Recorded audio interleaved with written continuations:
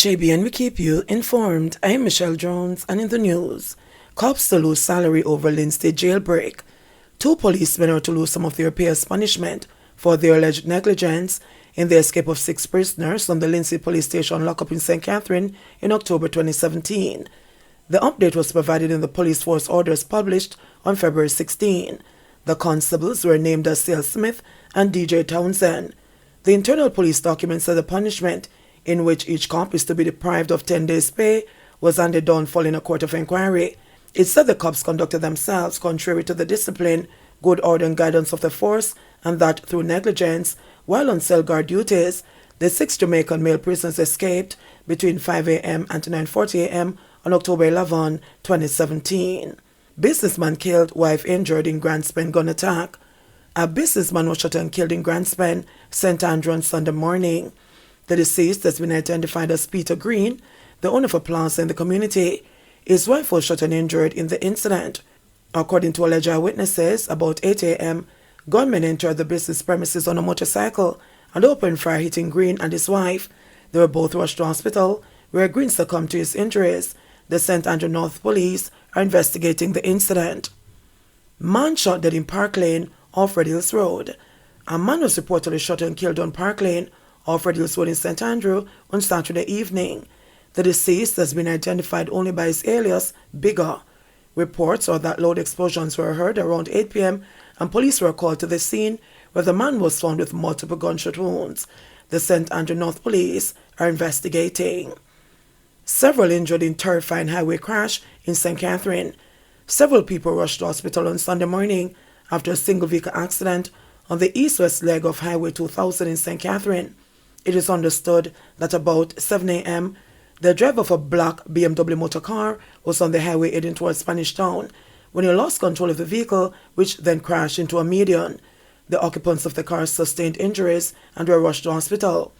According to an alleged eyewitness, the vehicle flipped several times. I saw the vehicle drift to the side.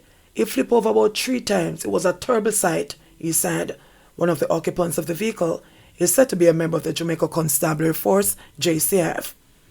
Homeowner chops intruder who allegedly entered house claiming to be a cop. An armed man purporting to be a policeman was chopped several times after he allegedly entered a businessman's home in Canaan, St. James, this morning. The suspect is under police guard at the Corner Regional Hospital in the Western Parish. Reports are that the man went to the shopkeeper's home at about 12:30 a.m. and knocked on the door saying police. The homeowner reportedly peeked through a window and saw the man standing at his door with a gun. He recognized his attacker from an argument the two had earlier. The purported cop reportedly started kicking the door, which the homeowner refused to open. He allegedly shot off the locks, entered the house, and started shooting at the shopkeeper, police reports said. However, by then, the businessman had already armed himself with a machete, which he used to chop the intruder. The man ran from the house into nearby bushes and later turned up at the hospital. The Adelphi police are investigating. Frankfield Primary in Clarendon mourns passing of grade 2 teacher. The Frankfield Primary and Infant School in Northern Clarendon is in mourning of the passing of grade 2 teacher Tamika Jones Clark. The educator died on Friday after ailing for some time. Principal Vasco Scarlett said Jones Clark's death is a tremendous loss to the school community. He said the late educator, who taught at the institution for 15 years, was reserved but hardworking and was someone who would go the extra mile to ensure that her work was well done. She interacted well with staff and participated in almost every activity at the school that we asked her to participate in. She was one of the instrumental persons at school with the Good News Club, he said. Director for the Education Ministry's Region 7, in which Clarendon falls, Barrington Richardson, said Jones Clark gave dedicated service to education and the nation building. She has left a void in the hearts of her students and colleagues, he said. The senior ministry official said a trauma team will visit the school on Monday to provide psychosocial support and grief counseling to staff and the students. Richardson said the woman's family will also be supported. Doors and windows of some Montego Bay businesses smashed. A woman believed to be of unsound mind allegedly used stones and other implements to smash the windows and doors of several businesses in downtown Montego Bay, St. James, early Sunday morning. Many of the stores are located along St. James, Market and 4th Streets. The Saba Art Gallery, Neil Stationery and Art Supplies, and the office that opposition Senator Janice Allen shares with her sister, Attorney-at-Law Nicole Allen, were affected. At least 9 large panes of glass were damaged at different storefronts on 4th Street. The preliminary estimated cost of the art gallery so far is about $300,000. Maintenance manager of the Victory Building found a heavy crash bar he believes was used to break the windows and doors of the facility on 4th Street. Increased police presence in Southborough following fatal shooting on Friday. The Greater Portmore Police in St. Catherine are keeping a close watch on the community of Southborough after 3 people were shot, one fatally, by gunmen Friday night. The attack occurred along Miranda Path shortly after 7 o'clock. The dead man has been identified as 42-year-old Robert Reed, otherwise called Willie Reds, a vendor of Miranda Path.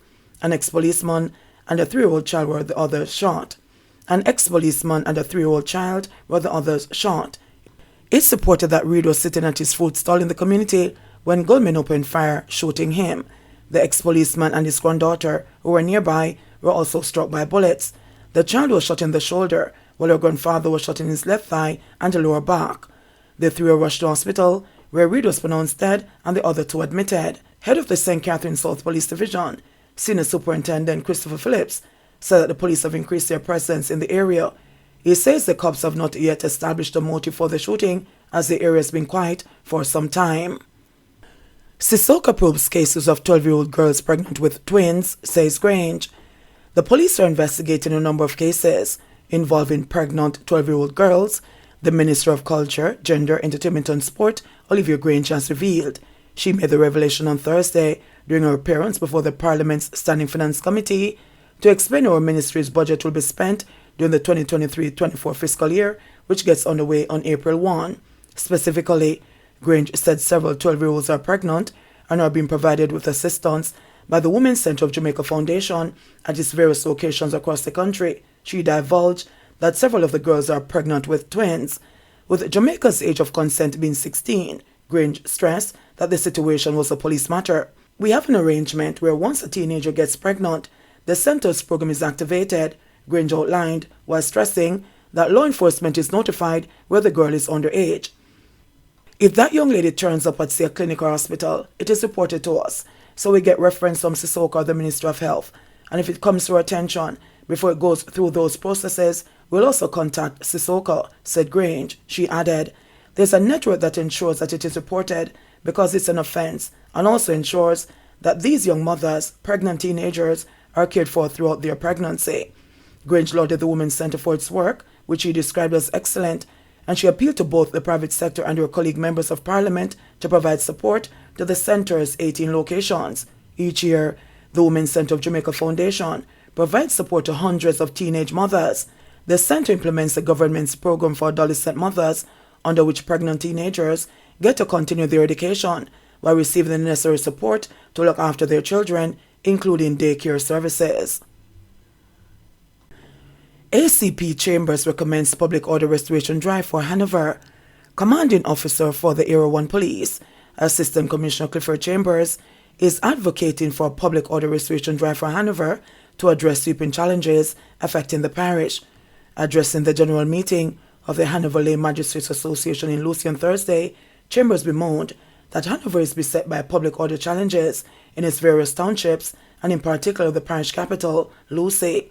A combination of major and minor crimes in these locations have been cause for concern from all sectors within the division, which, if left unchecked, has the capacity to stall the growth and development of the parish, ACP Chambers noted.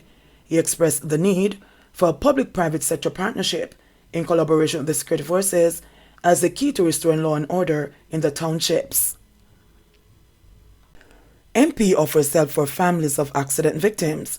Member of Parliament for South East St. Mary Dr. Norman Dunn says he's willing to offer assistance to the families of some of the victims of 2 separate fatal accidents in the constituency recently. Dunn, who spoke via phone on Wednesday, said that it is obvious that family members will be hard-pressed to bury all of the victims, as most of them are from humble circumstances with little to no income. I consider it my duty as the people's representative to assist in any way that I can. I also took time out to visit and meet with family members on Tuesday, where I was accompanied by my neighbouring Member of Parliament Juliet Cuthbert Flynn, who is also mourning the loss of some of our constituents, Dr. Dunn said. 2 of the victims, 30-year-old Kishon Richards and Sidney Kondapper were involved in an accident along the Stourtown Main Road on Sunday, February 26, or from the Clonmel and Coffee Peace communities, respectively, in southeast St. Mary.